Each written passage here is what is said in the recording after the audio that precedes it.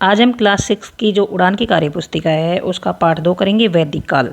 इसमें कार्यपत्रक 1 है। प्रश्न नंबर 1 है, विश्व का सर्वाधिक प्राचीन ग्रंथ कौन सा है? ऋग्वेद विश्व का सबसे प्राचीन ग्रंथ है। प्रश्न नंबर 2 है, ग्राम के मुखिया को क्या कहते थे? पहले क्या कहते थे? तो ये कहते थे ग्रामणी। प्रश्न 3 है, ऋग्वैदिक काल में समाज कितने वर्णों में विभक्त था? नाम लिखो।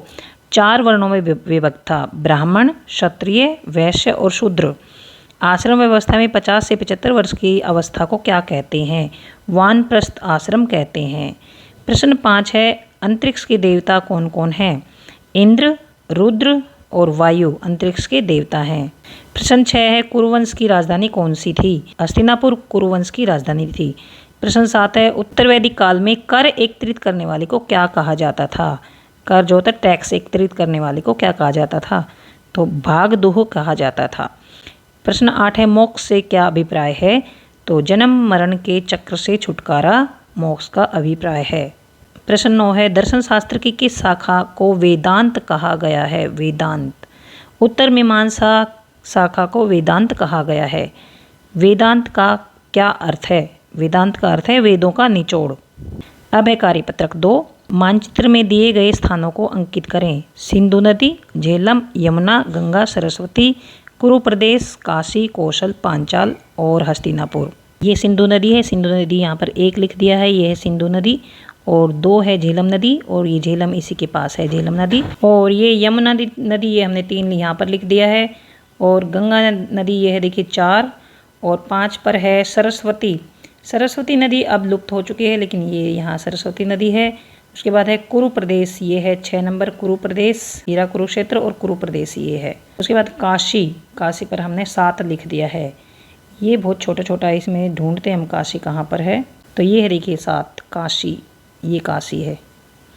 उसके बाद है कौशल, कौशल पर हमने 8 लिखा है, ये कौशल। उसके बाद 9 है पांचाल, तो पांचाल यहाँ पर 9, ये है पांचाल। और 10 पर हस्तिनापुर है, तो हस्तिनापुर यहाँ पर है क्योंकि ये कुरु प्रदेश की राजधानी थी, तो 10 यहाँ पर है।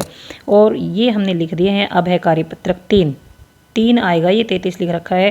प्रश्न 1 है, ऋग्वैदिक काल में विभिन्न वस्तुओं को उनके संबंधित उद्योगों से मिलाएं। ये वस्तु का नाम दे रखा है, यहाँ पर उद्योग हैं, जैसे रथ और बैलगाड़ी, तो ये लकड़ी से बनते थे। सूत, रेशम और ऊन, ये कपड़ा उद्योग, और इनसे कपड़े बनते थे। कोड़े, लगाम, डोरी और थैले, ये चमड़े के बनते थे। आभूषण, बर्तन और हिरण्य, ये बनते थे धातु से। मिट्टी के बर्तन कुम्हार बनाता था। तो ये हमने मिलान कर दिए हैं। इसके बाद है, ऋग्वैदिक कालीन में स्त्रियों की दशा का वर्णन करें।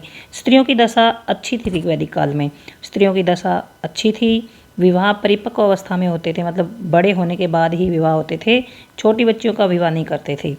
तीसरा है, स्वतंत्रतापूर्वक घूमने फिरने और पढ़ने लिखने और पति चुनने का भी अधिकार था।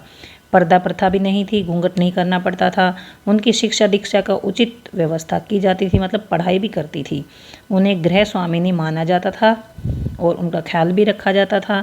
और धार्मिक कार्य स्त्री के बिना पूर्ण नहीं होते थे, उनकी उपस्थिति अनिवार्य थी। मतलब धार्मिक कार्य, कोई भी पूजा पाठ करना है, कोई भी हवन वगैरह करना है, तो उसके लिए स्त्री का होना जरूरी था।